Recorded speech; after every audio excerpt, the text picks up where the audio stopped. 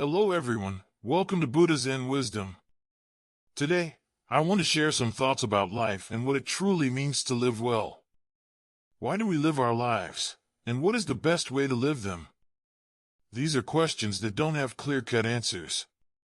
After all, every person is different, each person's pursuits and definitions of happiness and success vary, which naturally leads to a wide range of opinions and feelings.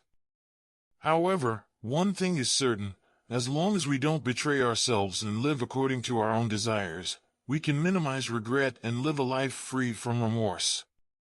I once worked as a caregiver in a nursing home, and an 80-year-old man told me that at his age, he finally realized something important: no matter how we live, there will always be regrets. This is because we can't have everything. Whenever you gain something, you must lose something else. The more we try to have it all, the less we seem to get. The key to all of this is learning how to keep our hearts at peace. Learn to let go, to look at things with a broad perspective, and not to sweat the small stuff. If we have to say what the most important thing in life is, it can ultimately be summed up in two words: yourself. Only when we learn to treat ourselves well, to please ourselves, and to be good to ourselves, can we truly live a life we won't regret. This teaches us that although life may seem long, if we focus on being ourselves, we've already won at life. No matter how others see us, living according to our own preferences is the key. Every person has their own life to live. You may not live the way others want you to, and you may envy others, but their life may not necessarily be the right fit for you. Only what suits you is the best. Each person grows up in a different environment, which leads to different desires. What works for others may not work for you. It's like a shoe, it only fits if you try it on. A person can only truly find happiness when they live in an environment that suits them.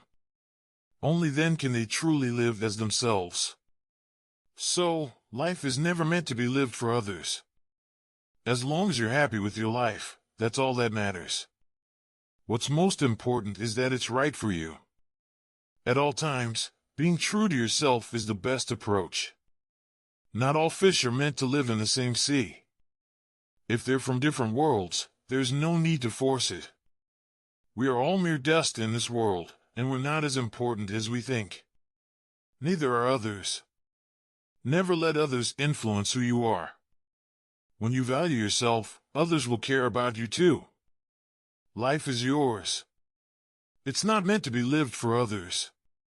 No one's life is long, so don't live it according to others' opinions. Only when you live by your own will can you create the life you want. Everyone has their own way of living, and you have your own brilliance. There's no need to live by others' expectations.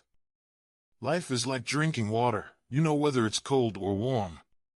What's best is what fits you. Life is short. Time is precious. There's no need to constantly compare or argue. A person only truly lives when they act according to their own will, so they don't regret their life. Make yourself happy, and life will be meaningful. Don't compare yourself to others. Just be the best version of yourself.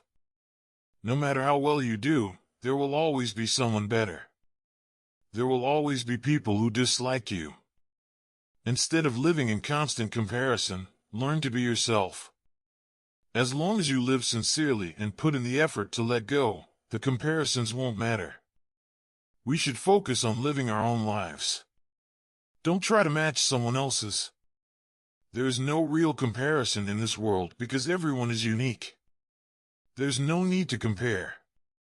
No matter how your life turns out, you'll never be able to satisfy everyone. So, as long as you're satisfied with your own life, that's enough. Life has always been about living with yourself, not for the approval of others. No matter what you like, as long as you like it, that's all that matters. What others say doesn't matter. Life should be experienced, not lived for the judgment of others. If you only see dissatisfaction, you'll always be sighing in frustration. If you learn to relax, not take things too seriously, and let go of your burdens, life will be much more joyful. That's how life is. If you're too tightly wound, it will only tire you out more. Make time to explore the world and have fun. Only then will you discover more beauty in life. Happiness will come to you, often without you even noticing. In this life, don't let others control you. Learn to live for yourself, and you'll have no regrets. If your later years are spent with your children by your side, enjoying family life, it would be the happiest thing. But the reality is harsh. Many people's dreams of being accompanied by their children in old age have been shattered. They are often caught off guard by this and wake up to the fact that the gap between generations is hard to bridge. When children are young, they talk endlessly to their parents, asking questions all the time, while young parents may not have the patience to listen. As time passes, parents grow old, and they want to talk to their children, but children have grown up and are busy with their own lives. Even when the initial intentions are good, one wanting to care for their parents, the other wanting to spend time with them, the reality is that there are many obstacles. A few individuals shared their experiences. It's better to live independently and comfortably than to live in someone else's home and constantly have to be mindful of their moods. Ms. Zhang said, "My home will always be my son's, but his home is not mine." Living under someone else's roof and being dependent on their moods is tough. When Ms. Zhang's husband was alive, she was optimistic, talkative, and caring. After moving into her son's house, she found the family atmosphere stifling and couldn't bear it. Even though her son was very filial, his wife was overly dominant and difficult to deal with. Her son, overwhelmed by work, couldn't stand up to his wife and often just let her yell at him.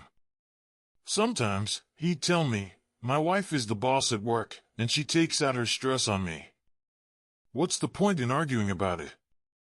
Her daughter-in-law not only treated her son poorly, but also criticized Ms. Zhang constantly, even about trivial things like cooking. "At my age, I can't even cook a meal properly, while my neighbors' homes, look at so-and-so's house, they never have these problems." At first, Zhang didn't want to bother her son about his wife's attitude. But after living there for a while, she started feeling stifled by the atmosphere in the house. It wasn't just the disagreements with her daughter-in-law, but the fact that she felt like she was living in someone else's home, always under someone else's gaze, constantly having to be cautious about how she acted. This wasn't the kind of life Zhang had imagined for her golden years. Even though she had everything she needed, food, clothes, and a monthly allowance from her son, she couldn't shake the feeling that she had lost her independence. She said that being reliant on her son and his family made her feel like a guest in her own life. Zhang used to be a lively, cheerful person. She had a knack for making others laugh and loved to help people. But since moving in with her son, she felt her spirit diminish. The constant pressure from her daughter-in-law's domineering attitude left her feeling small. The more she stayed, the more she realized that even in a home where she was provided for, the emotional price of losing her freedom was too much. When she was younger, Zhang had been the one who cared for others, the one who kept her family's house running smoothly. Now, though, she was the one being cared for, and she felt that her role was no longer clear. She wished she could have her independence back, that she could live a life of her own choosing without worrying about constantly pleasing anyone. She said she'd rather live alone than in such a stifling environment, where she couldn't even enjoy her daily life anymore. Zhang's experience is not unique. Many elderly people find that the dreams they have of being taken care of by their children or living out their golden years surrounded by loved ones are shattered when they are forced to live in someone else's home. The generational divide, the differing lifestyles, and the natural changes in family dynamics can create a kind of emotional distance that makes it difficult for both parents and children to understand each other fully. This story highlights how important it is for elderly people to live their lives in a way that respects their own sense of independence and dignity. While the idea of living with children or other family members might seem appealing in theory, the reality can sometimes be different. If the environment isn't conducive to happiness and peace, it can lead to feelings of isolation and resentment. In the end, each person must make the choice that feels right for them. Whether it's living independently or with family, the key is finding a balance that allows for personal fulfillment and emotional well-being. No matter what stage of life we are in, it is important to live for ourselves, not just for the approval of others.